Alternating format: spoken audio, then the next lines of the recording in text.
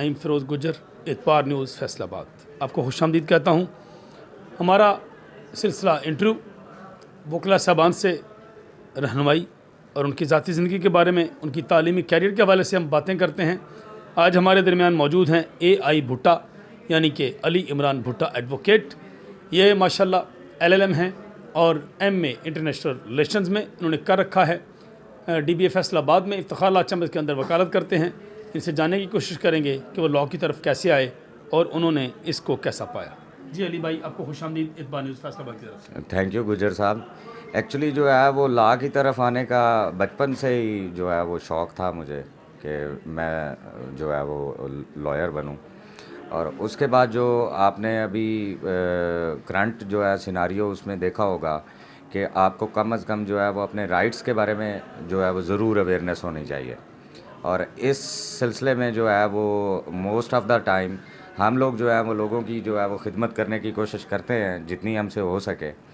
और लोग जो हैं वो उनको भी आजकल अवेयरनेस है थ्रू सोशल मीडिया और बाकी बहुत सारे जो है वो उनके पास फोरम मौजूद हैं जिनकी वजह से उनको अपने राइट्स के बारे में जो है वो मालूम होना चाहिए कि उनको जब भी कोई तकलीफ़ होती है या कानूनी रहनुमाई की ज़रूरत पड़ती है तो वो हम लॉयर्स के पास ही आते हैं।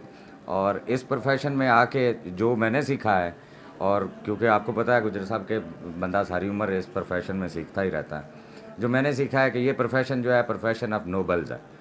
आपके ज़िम्मे जो है वो सबसे बड़ी जो आपके वो एक राहत मिलती है इस काम में, वो ये कि आप लोगों को इंसाफ मुहैया करने में उनकी मदद करते हैं। और लोग जो हैं वो आपसे मुतमईन भी इसी सूरत में होते हैं जब उनको जस्टिस मिलता है।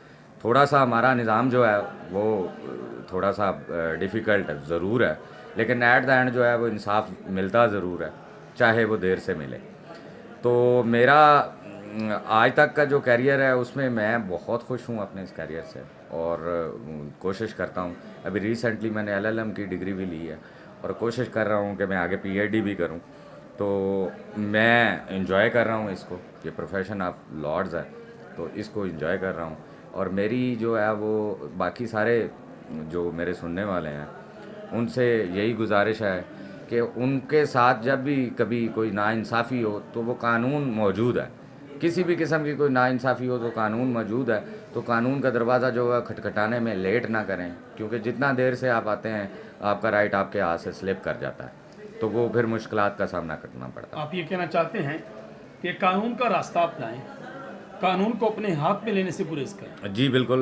देखें अभी जो करंट सिनारियो है इसमें लोग जो है वो वायलेंट होते जा रहे हैं। Violence is not you can say that a solution, that is not a solution for anything. अगर आपके साथ कोई भी नाइंसाफ़ी होती है तो आप लॉ मौजूद है, आप लॉ के जो है वो तरफ आएँ तो इंशाल्लाह आपको इंसाफ मिलेगा। और इंसाफ मिलता भी है। हम लोगों ने आज तक जितने लोगों को इंसाफ लेके दिया है वो बड़े खुश हैं। और इंसाफ और लॉ का रास्ता जो है, कानून का जो रास्ता है, कानून जब मोशन में आता है तो वो बेहतर तरीका जो है वो यही है कि वो लॉ के ज़रिए आप अपने राइट्स को जो है वो आप ये कहना चाहते हैं कि हम कानून के ग़ुलाम हैं ताकि आज़ाद रहें, और आज़ादी कानून के अंदर रह के अगर हम हासिल करेंगे तो यही हकीकी आज़ादी है। भुट्टा साहब, आप नए आने वाले वकला के लिए क्या मशवरा देंगे कि ये फील्ड कैसी है और इसमें कामयाबी के कैसे इम्कानात मौजूद हैं? देखिए जी, कानून की पासदारी करेंगे तो आप आज़ाद हैं। अगर कानून की आप पासदारी नहीं करते हैं तो ज़ाहिर बात है आप आज़ाद नहीं हैं। कानून जहां आपको राइट्स देता है साथ में लाइबिलिटीज़ भी देता है, और लाइबिलिटीज़ आप पूरी करेंगे तो आपको राइट्स मिलेगा। जब आप लाइबिलिटीज़ ही अपनी पूरी नहीं करेंगे तो आपको राइट्स भी नहीं मिलेंगे। जब भी कोई क्रिमिनल को हम देखते हैं तो वो लाइबिलिटी होती है उसकी क्राइम ना कमिट करे। तो जब वो क्राइम कमिट करता है तो लॉ जो है वो अपना मोशन में आके उसको पनिश भी करता है। तो नए आने वाले जितने दोस्त हैं उनके लिए मेरा जो है वो एक ही मशवरा है कि ये सबसे स्वीट प्रोफेशन है, इसमें आप आएँ, आपको इज़्ज़त भी मिलेगी, आपको पैसा भी मिलेगा, लेकिन थोड़ा सा वेट करना पड़ेगा। आप जानते हैं पाकिस्तान में बाहर भी चले जाएं, कहीं भी दुनिया में हर जगह पे थोड़ा सा टाइम तो लगता है कि वो आप अपना एक नाम भी बनाते हैं, उसके साथ आप पैसे भी बनाते हैं। तो सिर्फ पैसा नहीं होता, उसके साथ जो है वो आपका नाम भी जुड़ा होता है। जब आप अच्छे लॉयर बन जाते हैं तो आप अच्छे पैसे भी कमाते हैं और अच्छा नाम भी होता है। भुट्टा साहब, एक चीज़ जो लॉ इन्फोर्समेंट एजेंसीज़ हैं मसलन पुलिस है, बहुत सारे और इदारे हैं, कस्टम है, इनका क्या किरदार है इदारों के अंदर? जो एक लाकानूनियत है, जो बहुत सारे केसेस में आप भी देखते हैं, हम भी देखते हैं कि एक बंदा किसी एक मामले में पकड़ा गया तो उसके ऊपर केसेस के अंबार लगा दिए जाते हैं, 13-13, 20-20 पर्चे डाल के उनको जेल की नज़र कर दिया जाता है। इस हवाले से आप क्या लोगों को आगाही देंगे कि वो क्या कर सकते हैं, उनके लिए क्या रेमेडी अवेलेबल है? देखें जी, रेमेडीज़ तो हमारे पास जो है वो बहुत सारी अवेलेबल हैं। वो जब एक बंदे के ऊपर आप पर्चा करते हैं और उसके ऊपर लातादाद पर्चे जो हैं मुख्तलिफ़ किस्म के मुख्तलिफ़ थानों से जो है उसके ऊपर पर्चा, ये पुलिस का बतेरा है, वो अपनी एफिशिएंसी शो करने के लिए, चूँकि उनके ऊपर बर्डन बहुत ज़्यादा।